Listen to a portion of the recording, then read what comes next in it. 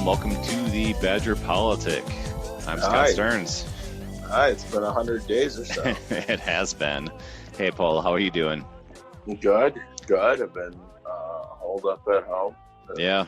Weather's getting nice, so Yes. a lot of time in the yard. Absolutely. Well, that's pretty much that's summer this year is spending time in the yard largely. Yeah.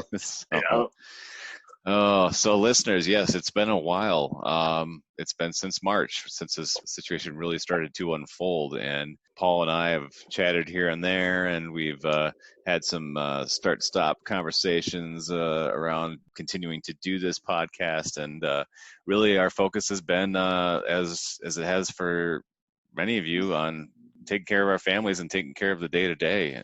Work situations have evolved, and we all have things to take care of. So we wanted to try and do at least a little check-in here and see what we could throw together, because there's obviously been a number of developments since the last time we chatted. So we can go into a few of those.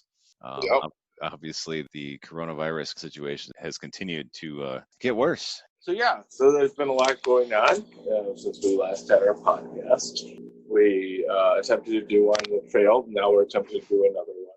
We have a lawless society with no end in sight, and leadership pretending that they support law and order but flouting it all at the same time. There's so much that's happened in the last 3 months. It's like impossible to cover it all.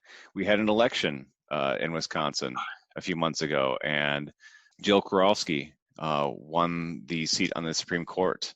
Yeah, that went well, actually. It was actually very good, but it was after a whole lot of controversy, after Tony Evers tried to delay the election, given that the pandemic was really ramping up here in Wisconsin. That got struck down, and they had, do you remember what the turnout was here in Wisconsin? A little over 1.5 million, actually. Yeah, very high for a Supreme Court race. Well, especially considering there was only like 5 polling places in the entire city of Milwaukee. Yeah, actually, it was pretty low in Milwaukee. It was a lot lower than it would have been. People still came out and voted, and they waited for hours in long lines because they didn't have their local polling place like they normally would. And despite all those obstacles, Jill Kowalski still came out on top, and she will take her seat next month. So fixing the courts is really kind of a big thing that we might see start to happen if Biden were to win. Right now, the polls look great, but they looked really good 4 years ago.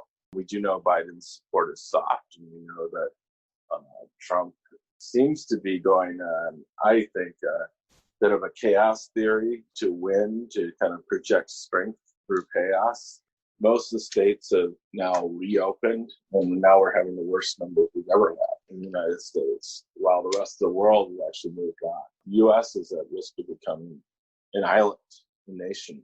Very much so. I mean, when you look at the trend lines, when you compare like where it's been like since April with the EU versus what the US has done, we were on a similar track for a while, and then we've separated, and the EU has it under control today, relative to where the US is, which is continual increase of cases. And it is now spreading into rural America, and that obviously is going to have an impact on Mr. Trump's approval ratings, because people that have been supporters are going to see themselves impacted by this thing. They are, but his solution is, of course, to repeal Obamacare.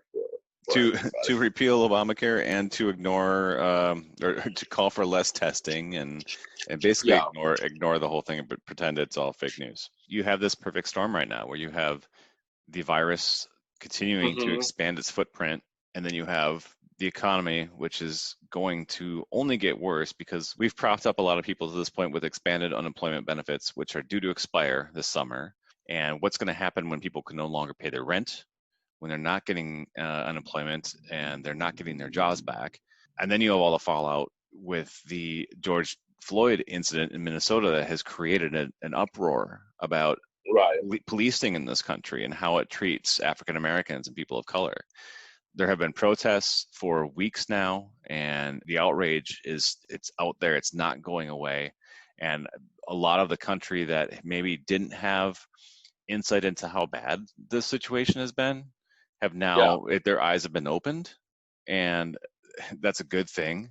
But it's added to this political shitstorm that is going on in this country. What is great is I've always thought that police were strangely immune to budget cuts, where teachers, always had to bear the brunt of bad economy. Teachers, other public servants, right, do. But somehow or another, we can just keep hiring police and bringing in more military-grade equipment.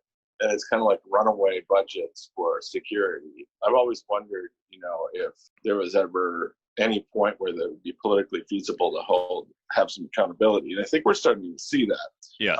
I will say, though, that the Marquette poll found support for defunding the police to be next to nothing.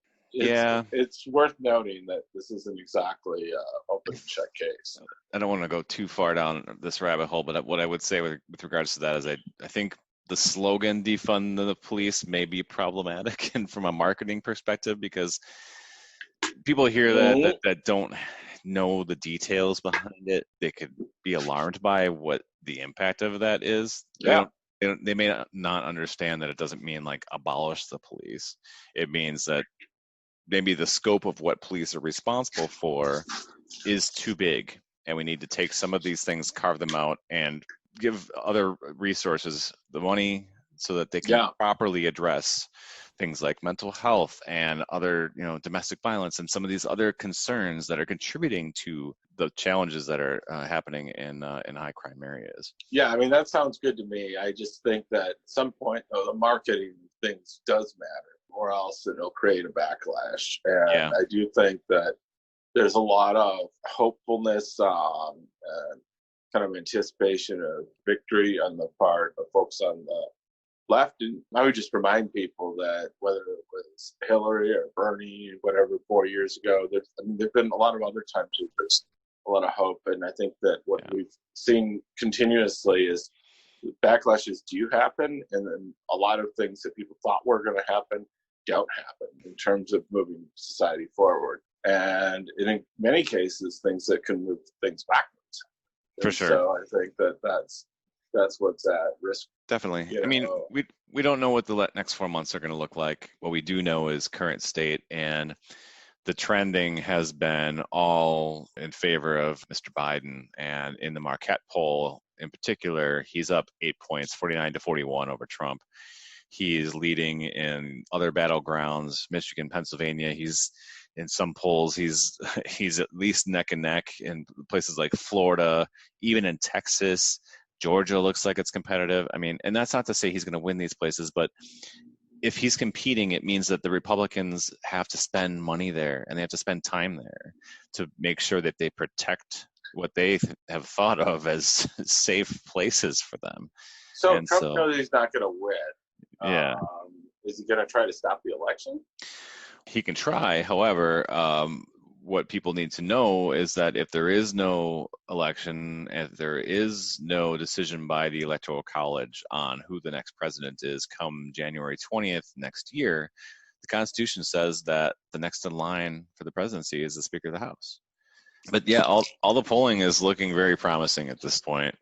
Sure. So, I mean, that scares me. But what that is that after 2016, many of us have doubted the guessing game. We don't necessarily want to let ourselves believe that Biden could potentially have a landslide, let's say. Yeah.